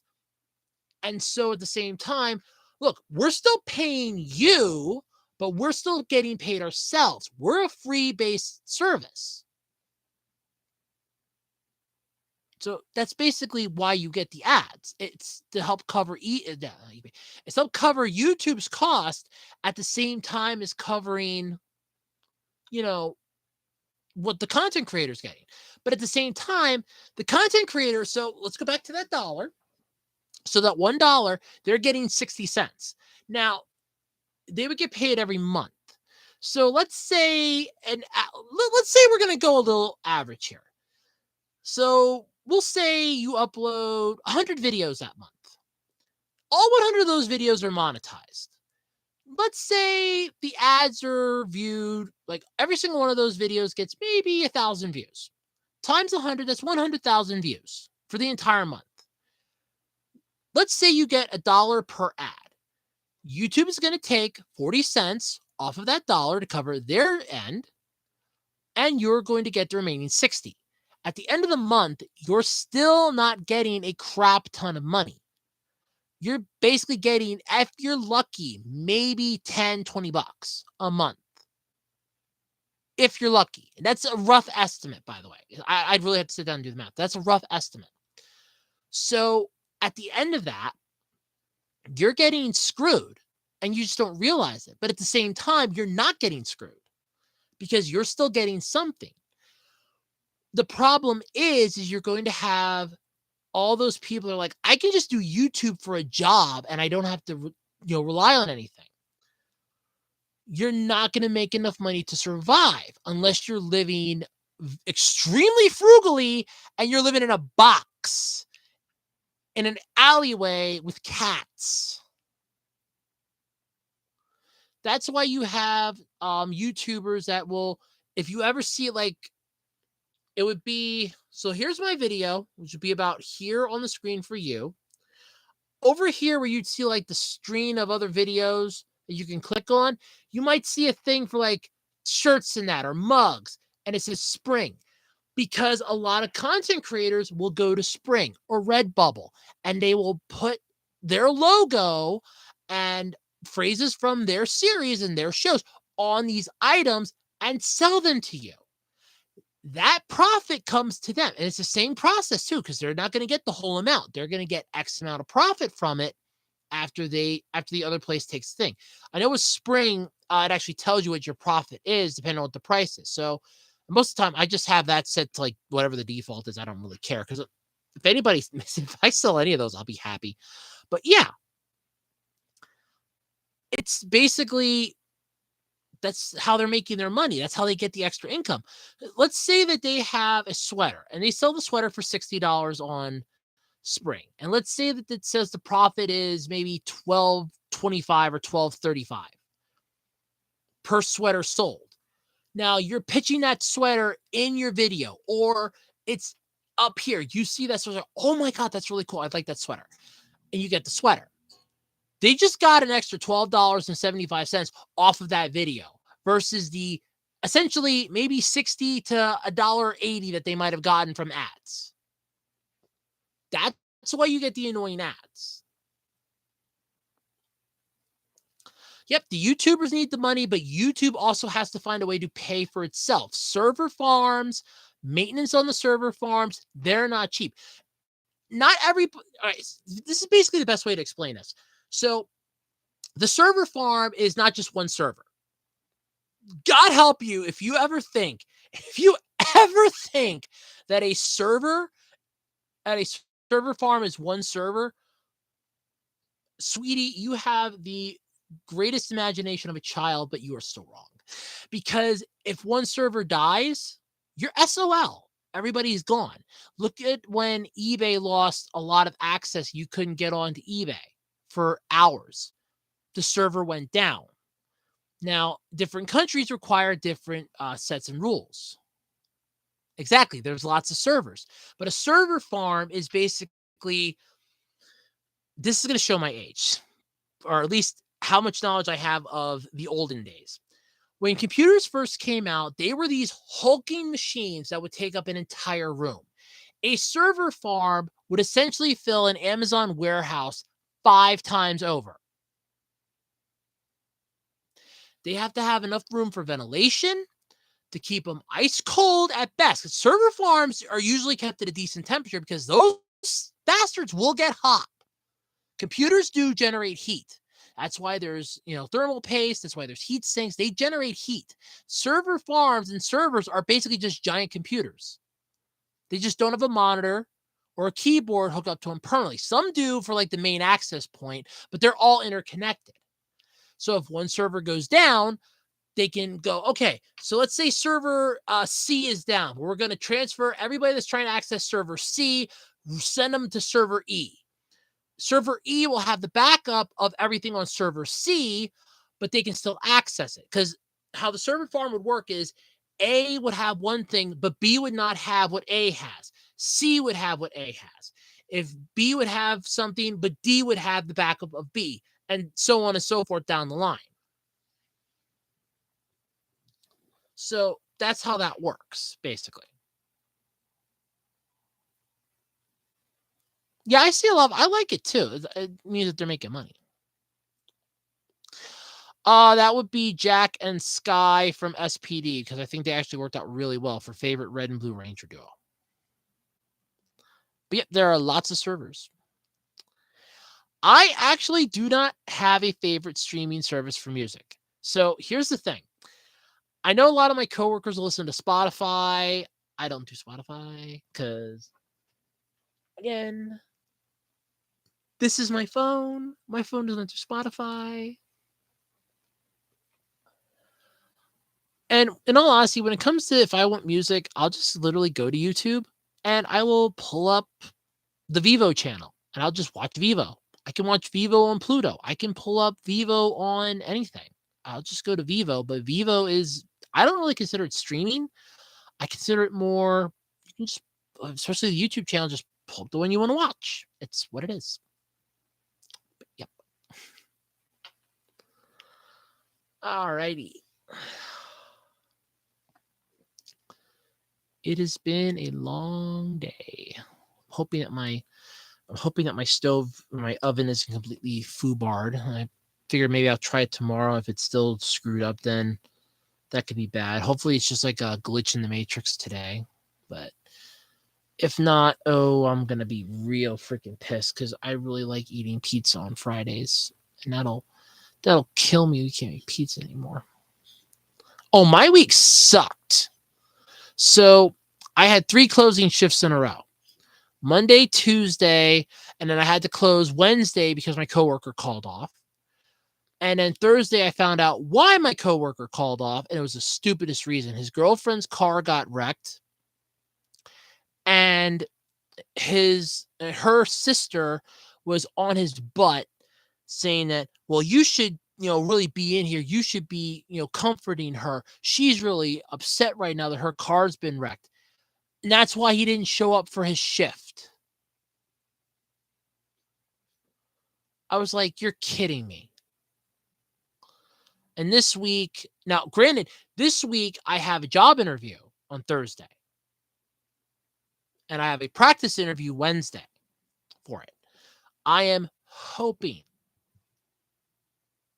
that I get this job because first off, the pay would be better, a lot better. Because I found out that I did get some holiday pay for having to work on Memorial Day, $1 an hour. Yeah, I'm not joking. I got $1 an hour holiday pay.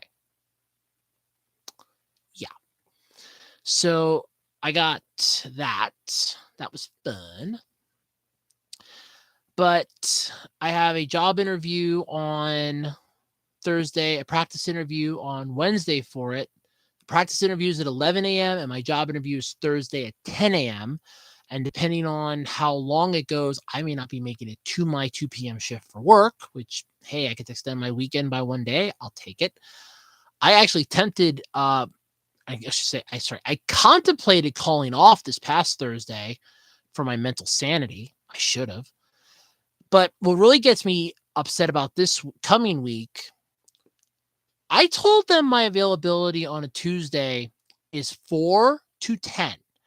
I can come in early if you need it. It's like, let's say a coworker calls off and the other coworker can't be there past 2. Fine, I'll come in. Otherwise, 4 to 10. Nope. Scheduled me for 2 to 10 shift on Thursday or on Tuesday.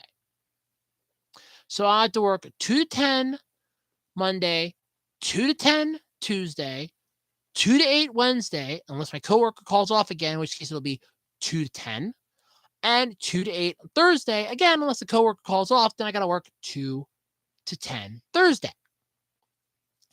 So, yeah, I hate my job with passion. And then the icing on the cake, though, today had to be both the kittens passing away, which really upset me and the one died in my mom's arm this morning, and the other one died about 6 o'clock tonight is when the other one went. The first one went this morning about 9 a.m. And the second one left. Second one died about 6 p.m. tonight. So that really hurt. Because I was really hoping that one was going to make it. I was holding her there at the end. I was petting her, rubbing her belly, trying to make her feel comfy. She was moving really lethargically and she just didn't make it. She died before my mom and I even got to eat dinner. And then we wanted to make breadsticks with dinner, but of course our oven decided, oh, I'm not going to work right. And that was the end of that. I was like, no, because I bought breadsticks and I wanted breadsticks. I wanted to eat good food. I bought pepperoni and cheese to make pizza, which now we may not be able to make pizza anymore, which will really piss me off. Because I got all that freaking cheese. I got a 2-pound bag of cheese and some pepperoni. Pepperoni, okay, granted, I could fry some of that up and eat that solo, but it'll taste nasty. But I'm a little annoyed at that. But then the fact that I might not be able to. We still have some cheese sticks left. We were going to eat with our pizza every week. I bought 4 things of breadsticks at Walmart because that's a quick and easy little meal and an add-on to a meal. And now that may not work anymore. And now I'm a little pissed because you figure if that doesn't work, well, then our propane bill is really going to go down because we're not going to be using the oven anymore. So great.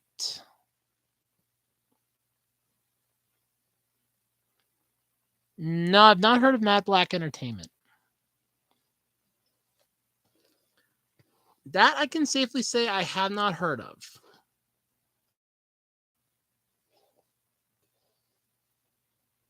I have not heard of Mad Black Entertainment. Oh, I still got to do my Duolingo lesson yet tonight. Well, what should we talk about next week, or should I come up with a different idea for next week?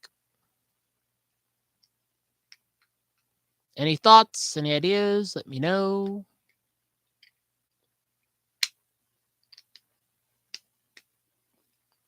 Any thoughts for next week's podcast?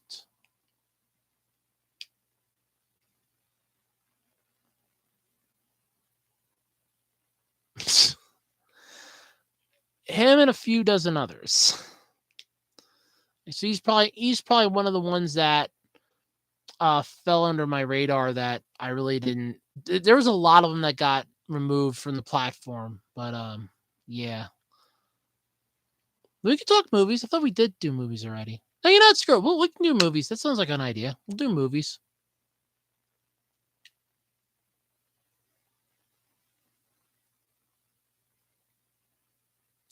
Let me guess, Common, would I be on that list? YouTubers that aren't the same anymore?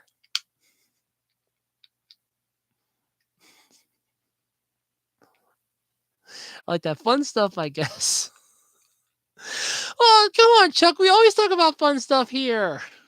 We always talk about fun things.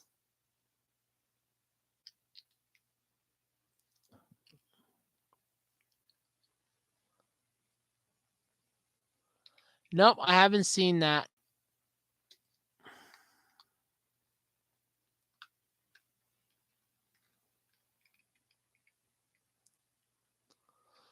Keep in mind, I did just explain how my week went, so that should tell you something. Oh wait, okay? Hold on. Now I watch Angry Joe. What's wrong with Angry Joe? What's wrong with Angry Joe? I watch Angry Joe. I look forward to him flipping out on the Madden games every year, and he's losing his collective shit this time because they're going to add NFTs into Madden. And Madden 24 is pretty much going to be a carbon copy of Madden 23, with the exception of they got rid of the yard and they put it into something else.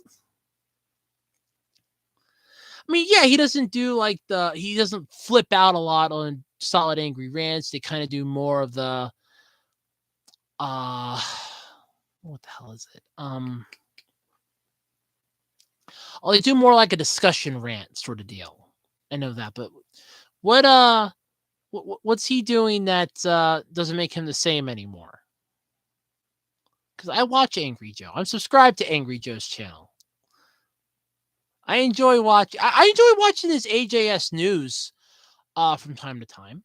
So what does he do that's different? I'm kind of curious on that one actually. But no, I'm actually kind of liking that idea for a topic. YouTubers who are not the same anymore. There are a couple that are coming to my mind, like the 8-bit guy, and oh god, what was that one that I watched? Oh come on. Oh no, AVGN's pretty much no. Well, no. I could throw him in actually. I could throw him in. You know what? I think Common Writer's topic wins. This is what we're gonna do next week. We're gonna talk about YouTubers who are not the same.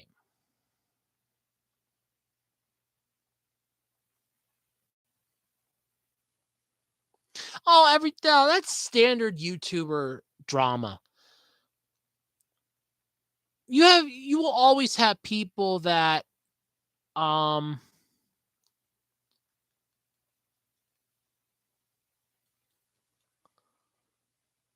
oh wait, what was it? What was that? Oh, you're always gonna have people that will never agree with something that you say. So I had that when I did my rant videos. I always had people that were flipping out on because I was ranting about something that they enjoyed, or they were pissed off because of something that they liked, and I was ranting about it. You can't please everyone, but yeah. Yeah, and as a person IRL, yeah, he does come off as kind of a cynical asshole. But when it comes to this online persona, yeah, that's his persona. Like when I did my rant videos, I just was pissing and moaning and yelling and screaming. Do I am in real life? No, it's not. Unless I'm really having a bad day. No, I'm a nice, calm person.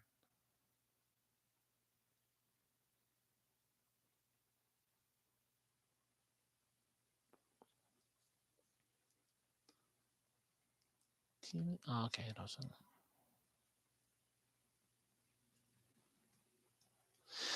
I kind of like that idea. YouTubers that aren't the same anymore. There are a few of them that are coming to my mind. Like I said, 8-Bit Guy, AVGN, The Completionist, Matt Pat, Pat DNES Punk. Oh, there's a few. Yep, that's it. All right.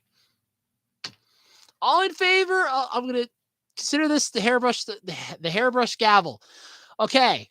All in favor of Common's idea for next week's topic of YouTubers who are not the same anymore. Say aye.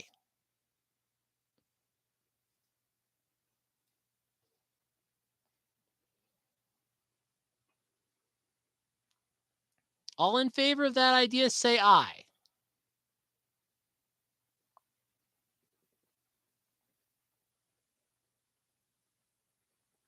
Okay, we have one. According to my thing up here, I have 5 people, so I need a majority here.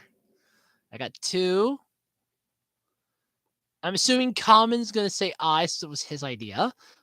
So, well, I should say, since it was your idea, I'm assuming you're going to say aye. So that's 3. And 3 would overrule the 5. So I just need one more. Yeah, it was your idea.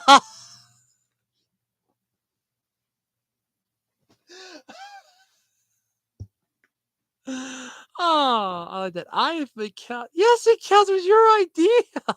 Why wouldn't it count? It was your idea. Oh God, that's hilarious. I have been count. Well, better count was your idea. All right. So next week. All right. So the eyes have it. The eyes have it. Next week we are talking about YouTubers who are not the same anymore. All right. This has been fun. I got to go do my Japanese lesson and I got a couple other things I got to get done. It's cleaning. Oh, I got to do that assessment test yet too. Crap. I have an assessment test I need to do for my interview. So, yeah, you're allowed to vote. You pitch ideas and that's I think we're going to try that for a couple weeks. Pitch ideas and then we're going to go aye or nay to see who likes the idea and who doesn't like the idea. So then and the official hairbrush gavel here, because I don't have an actual gavel, will be our decider. So, hey, Optimus, yeah, 90s soundtracks were good. Well, some 90s soundtracks were good, not all of them, unfortunately. Some of them were kind of bad, some were kind of good, but yeah. But all right, folks, I think we're gonna cut it then because I forgot I have to do an assessment for my interview this week, and I have to do my Japanese lesson yet tonight on Duolingo. So I've got to go. But I will be back next week. I will try to be on time this time. I had an issue. But yeah. See you, Isaac. See you, everybody. Until next week. Bye.